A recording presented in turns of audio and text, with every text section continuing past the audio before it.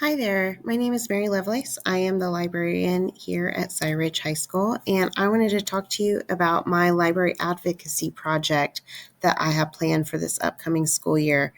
What I would like to implement and what I wanted to talk to you about budgeting was capsule libraries for each and every classroom and content here on campus. So first off, introducing capsule libraries. What a capsule library is basically it's about 25 to 30 books. They will be contained in little tote containers, and they are for each classroom and content. The purpose of these is to encourage self-selected book choice and promote silent sustained reading, which we call SSR. Um, SSR is going to occur in every class at least 10 minutes each week. The days will vary according to everyone's schedules, but the goal is that every day each student on campus will have at least 10 minutes of silent sustained reading um, every day each week. And so really what this is doing is it's promoting reading no matter what class students are in, no matter what subject, what content, they are still getting that independent reading into their schedule every day.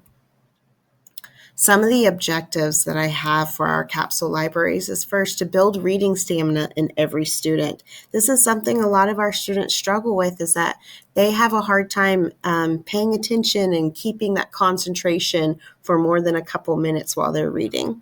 It's also going to grow reading fluency and help build students' reading levels.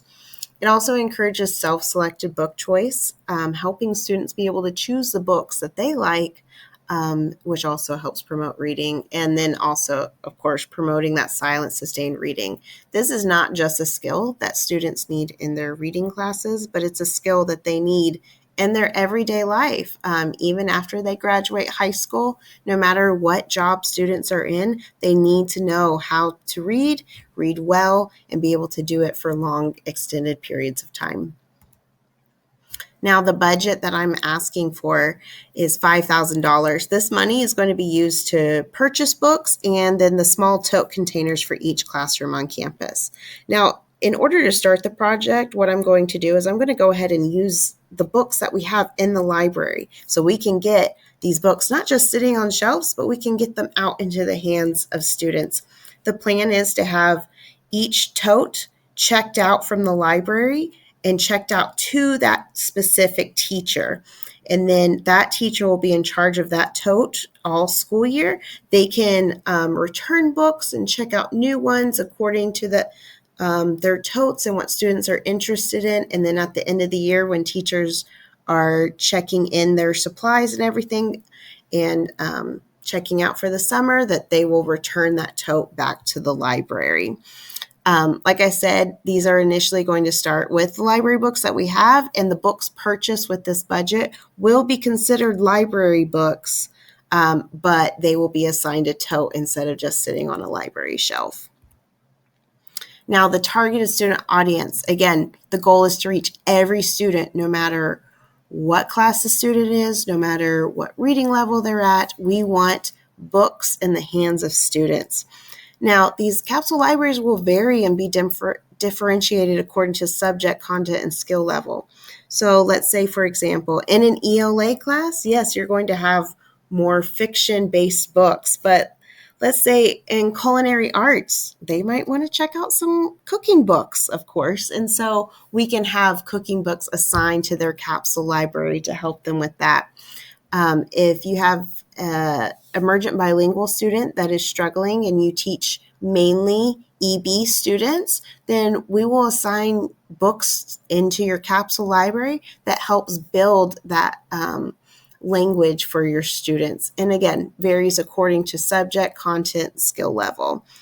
I mean, I expect even that in athletics, you can spend 10 minutes every week reading a book together, according to what the coaches would want their students reading about. Now, the rationale for these capsule libraries, the main reason is because we have so much learning loss due to the COVID-19 pandemic. I found this article titled School Performance Among Children and Adolescents During COVID-19 Pandemic, a Systemic Review. And basically what this article did was that they gathered responses from students, parents, and teachers They collected all this data and put it together, and basically showing that students experienced quite a bit of learning loss during the pandemic and its aftermath. And there were some negative consequences from it. I really liked this quote from the article. It says academic performance of students of all grades seem to have been negatively influenced, while younger students and students with developmental disorders or special education needs were reported to have suffered more. We considered it important that these results were recorded not only by students, but by parents, caregivers, and teachers as well.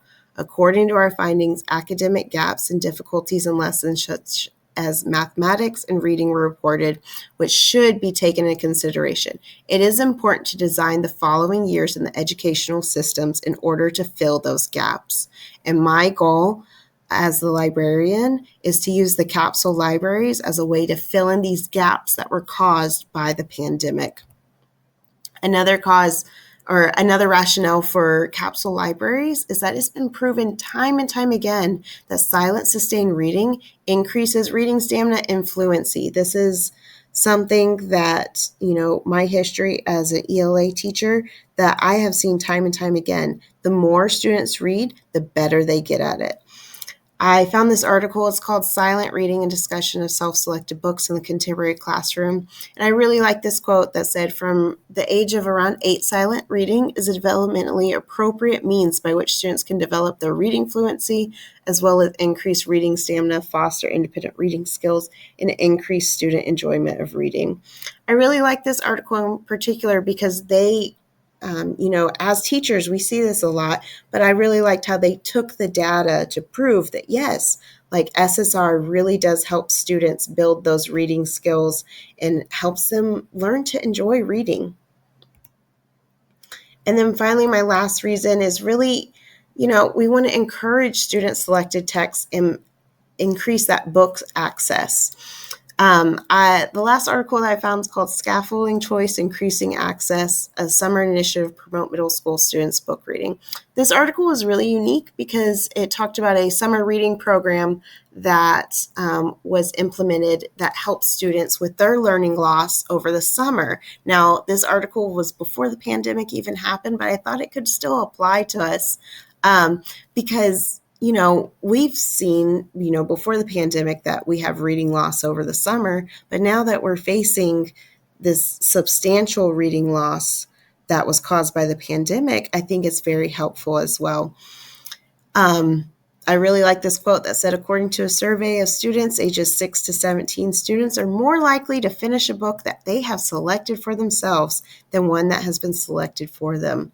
However, many adolescents have few opportunities to self-select books, middle school, and need guidance choosing books that they can comprehend and find interesting. Now, again, I know our students are in high school, but this still applies to them that, if they have access to the books, which will literally be in every classroom, if they're able to choose the book they want from the selection, then I think we will have a lot more success of helping them select their own books, having them find something they're interested in, which in return will help increase their reading skills. Now, I know a lot of you are wondering, how are we going to tell if they're going to increase their reading skills? Well, the best way that I would use it is use star reading data. We can look at what our reading scores were for the previous year. And then as we implement this program, we can compare the upcoming school year data.